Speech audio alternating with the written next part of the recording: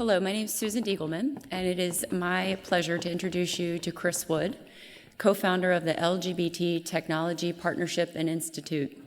I was thrilled to hear that Chris would be keynoting at the conference this year. He is a kindred spirit for all leaders in the online safety space that are here today. Over the years, Chris has provided a strong voice for LGBT youth and their families. He's recognized early on that online spaces like forums and communities can provide connections for youth that are exploring their identity. Online privacy is especially important for LGBT youth who experience more instances of cyberbullying and cyber hate than most. Chris's organization provides information about how to protect your identity, stay safe online, and deal with situations like cyberbullying.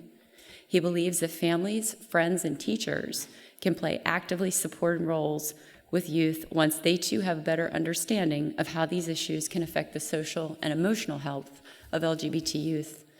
Chris has also worked tirelessly to increase broadband access for LGBT people.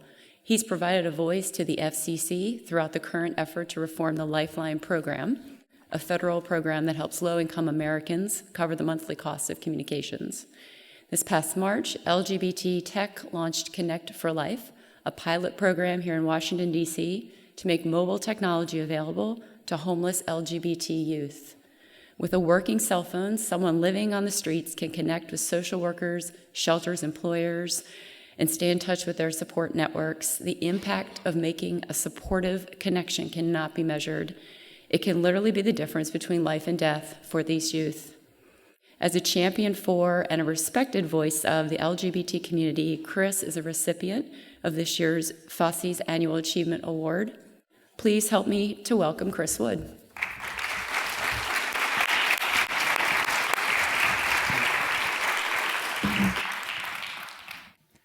I'm here to talk with you today about perceptions.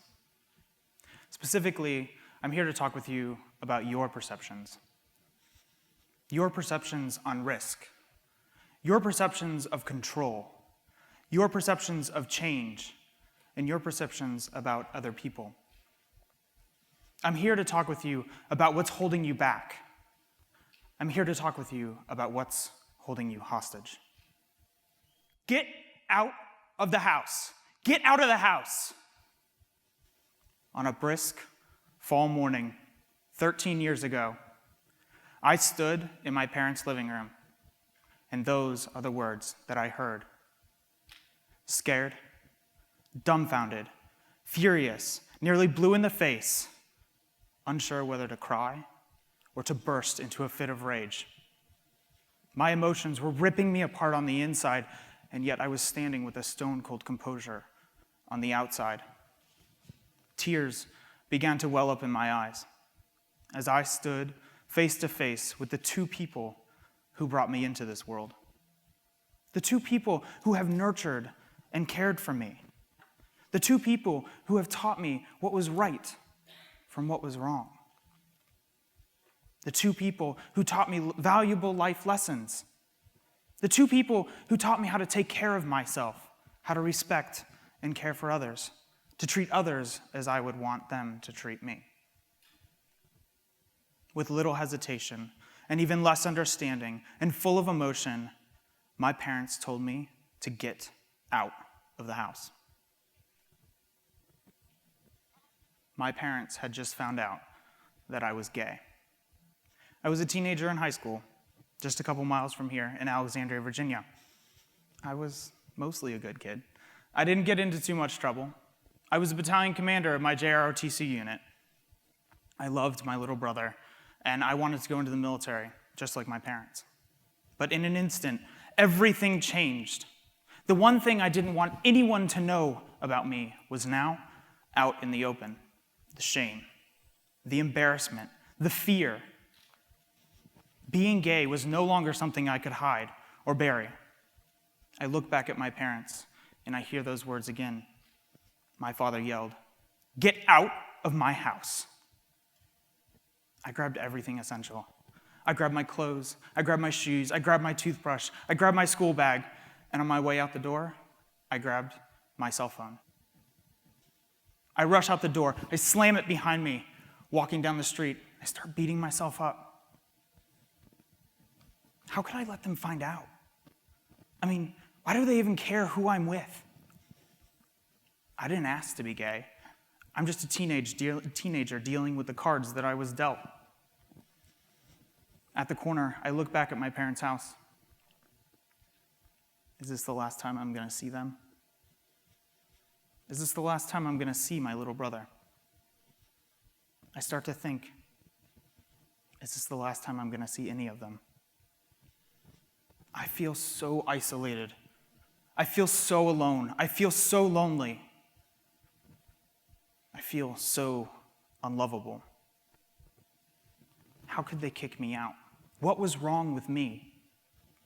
Everything I knew fell apart in just a few minutes. Turning the corner, I continued to school. My mind is just racing. Where am I going to stay tonight? How do I tell or explain this to anyone? There's only one person who knows about me. This is so embarrassing. Where am I going to go? I haven't even showered yet. Continuing to school, I pull out my phone and I text the one person who knows. I'll see you at color guard practice in a few. Can we talk when I get there? I may need a place to stay tonight.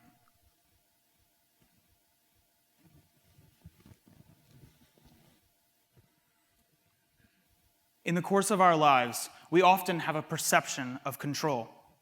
However, in reality, this may not be the case. Sometimes we are forced to think about our own life, and ultimately, we have to change direction.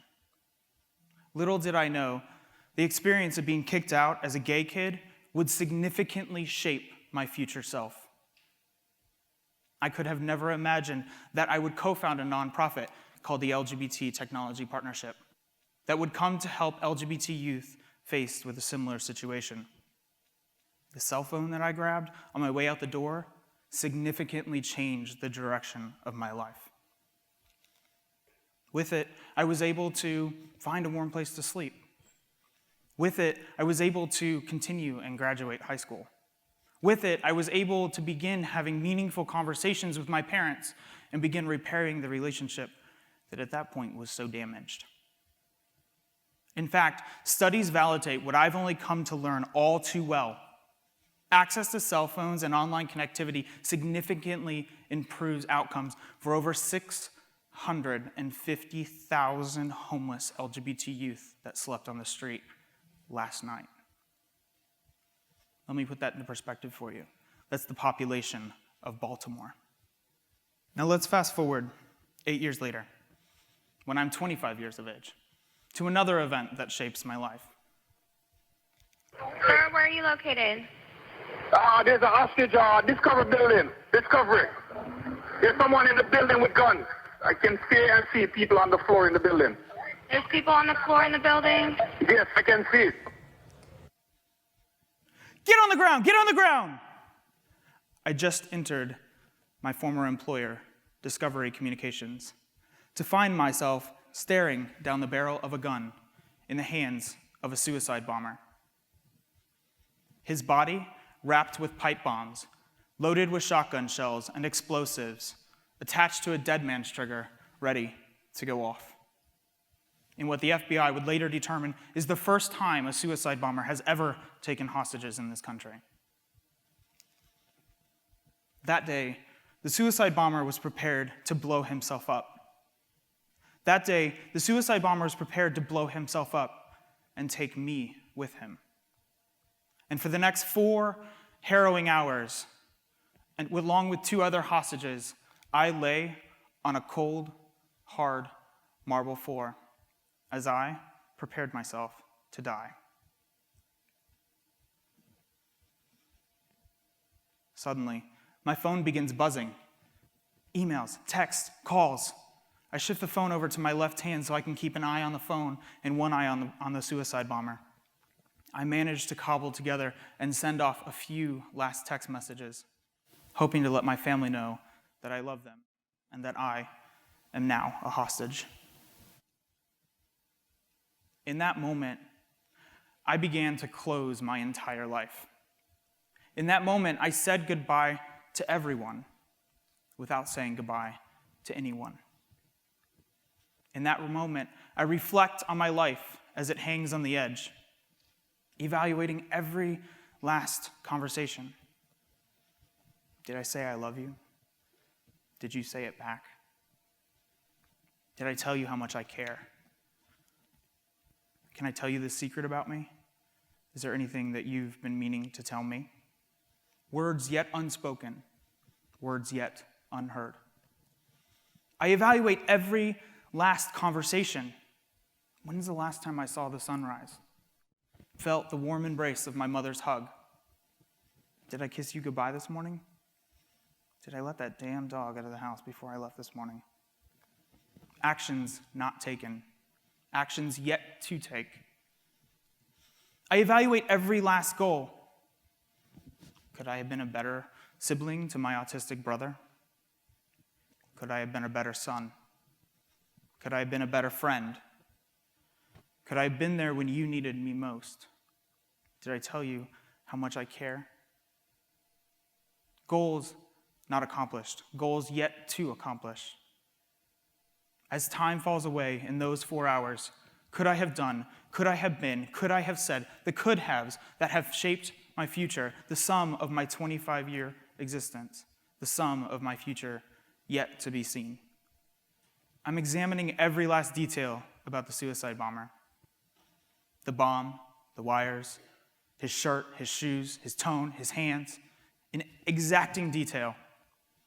The bomb is crudely constructed with a green backpacking camping apparatus. There are 2 propane tanks, the kind used to power camping lights or a camping stove. To them are strapped 2 pipes filled with shotgun shells, filled with explosives.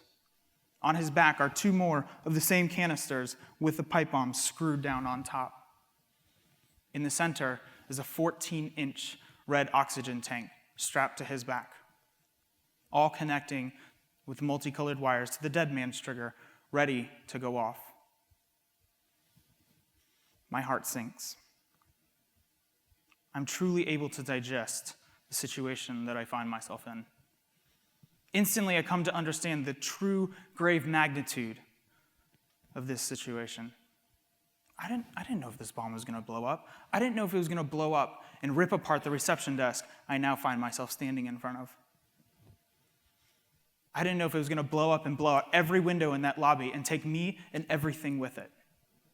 On September 1st, 2010, after 4 hopeless hours, I truly began weighing risks. If I could just get far enough away, I may be able to survive this. If I can begin communicating with the other hostages, maybe we all can survive this. The bomber becomes distracted by the speakerphone, the negotiators on the speakerphone, and I begin making eye contact with the security guard, one of the other hostages. He's making hand signals to the police. His gaze finally falls on mine. Eyeing the gunman and him so as not to get caught communicating, I mouth the word, "Run." And he nods yes. My blood boils, adrenaline shoots through my body. I feel a presence of self I have never felt before, and a calm sets over me. I hold my composure. My face remains solid as stone. I am getting out of here alive. We are getting out of here alive. This is not the end for me. I still have a lot more work to be done. I turn my body to the right. I'm trying to get the attention of the other hostage, Jim. At this point, time seems to go in slow motion with so much adrenaline shooting through me. Getting his attention is nearly impossible. I'm tapping my foot. I'm shaking my arms. I'm trying to just get his attention. Just look at me, damn it.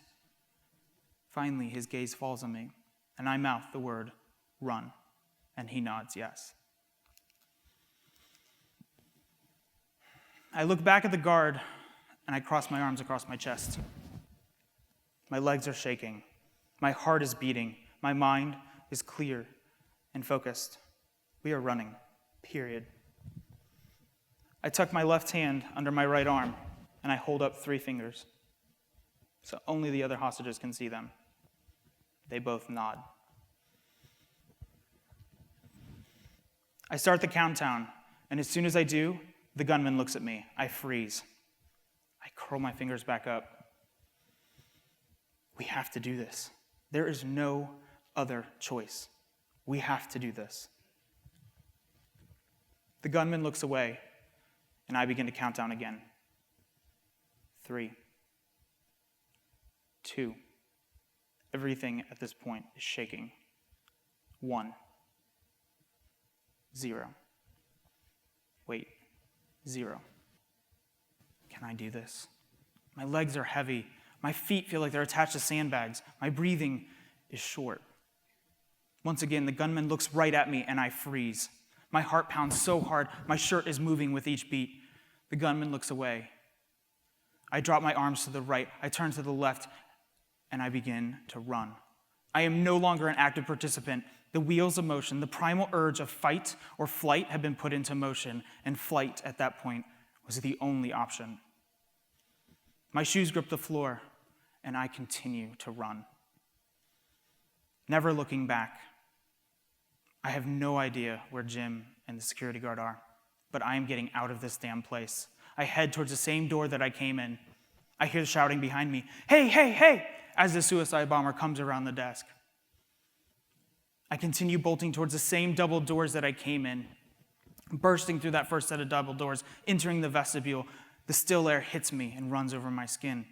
I instantly notice the difference. It's warm. I hit the second set of doors, bursting into the hot DC summer air, the air rushing over my skin, and I head towards a large building support column. I come around it, and my heart just leaps into my throat. I begin counting the SWAT and police officers behind it. 4, 5, 6. Guns drawn on me, machine guns drawn on me, scopes and triggers readied and aimed at me. I lose my footing. I slide down as if I'm making a home run into the World Series, hitting my right side so hard it instantly bruises. And once again, I find myself laying on the ground. But this time I was out in the late summer heat. It was warm. I instantly noticed the difference, the warmth. Stay down, we don't know you, friend or foe," a voice commands. I wasn't going anywhere. I didn't care. I was alive. Wait, I'm alive. I'm alive. I'm alive. Basking in the late summer sun, reality sets in. I am alive. I would later come to learn that upon my escape, the SWAT team filtered in behind us and took fatal shots at the gunman, waiting for us to clear the room. The other hostage and the guard are okay. These two events that I've just recounted have served as a catalyst for me. They've put my own life into perspective. Over the course of time and after speaking nationally, I've come to learn that many of us often lose sight of the things that are most important to us. We often lose sight of those things that we hold most dear. Then, something beyond our control, like a divorce, a car accident, a death of a loved one, and all of a sudden we're jolted into the realization that we actually have very little control over our lives. One begins to measure the value of one's experiences through an entirely different set of optics. Things that once seemed risky, like starting a new venture, going after a promotion, or just simply saying, "I'm sorry and I love you," no longer are. For me, I knew that I had to do things that were important to me. I had to stop letting things stand in my way. I had to stop letting other people's opinions stand in my way. I had to start living. I knew that after these experiences that I needed to live a life of purpose and intention. I know firsthand what it's like to be kicked out of a house and on the streets. Far too many LGBT youth in this country find themselves suddenly homeless with no place to go, like I did. That's why I started LGBT Tech. This organization advocates at the local, state, and federal levels about the importance and intersection of technology and LGBT communities. All too often, LGBT youth find them the target of online bullying. We advocate for the importance of access to and online safety for these LGBT communities. We work to ensure access to information and resources for the education and well-being of youth and families. Studies have consistently shown that access to cell phones for homeless LGBT youth improve outcomes and reduce instances of teenage suicide. That's the reason I initiated the program Connect for Life. This program ensures that no homeless LGBT youth be without an access to a cell phone, giving them the ability to find a warm place to sleep, a hot meal, or access to medical care. I want to make sure that any LGBT youth that find themselves on the street will have the same access to a cell phone that I did, and that truly changed the trajectory of my life. Ironically, now at age 30, I'm thankful for the events that have shaped my life. Never would I have imagined that I would find myself at the White House, working with FCC commissioners, or conferring with members of Congress on national and international policies. But for me, it's not just about LGBT tech. I've been fortunate to serve as a professor of entrepreneurship at a community college in rural West Virginia. And I've talked to students about the importance of risk, resiliency, and rewards. Ultimately, how to start and grow their own venture. But I don't just talk about entrepreneurship and social entrepreneurship. In April, my husband and I opened a sustainable artisan bath and retail shop called Redwood & Co. That's our first shop. And in 6 short months, we opened our second shop, and we've continued to grow our online business. And because of these experiences, I've been asked to speak and consult nationally with individuals and companies about the importance of purpose and intention, on the perceptions of risk, on the perceptions of control, on the perceptions of change, and on the perceptions that we hold of other people. Today, I've shared 2 of the most impactful moments in my life. These events redefined my life's trajectory. I now use these events to measure risk. I use these events to determine what I truly have control over, setting aside what I don't. I use these events to evaluate the people that I surround myself with. Do they build me up? Do they push me? Do they drive me? Or do they tear me down and run when I need them most? I use these events to drive through what others may find as difficult or impossible. Ladies and gentlemen, it is my greatest hope that no one here ever have to go through what I went through. It is also my greatest hope, however, that my experiences can serve as a catalyst in your own life. Ask yourself, have you ever harbored self-doubts? Ask yourself, have you ever been stuck in complacency? Ask yourself, have you ever been so scared or afraid of something that it has stopped you from moving forward to a greater purpose and intention in your own life? Ladies and gentlemen, in this moment, I just ask that you take an honest look at yourself. Use my experiences as a catalyst for your own life. And ask yourself, what, my friends, is holding you hostage?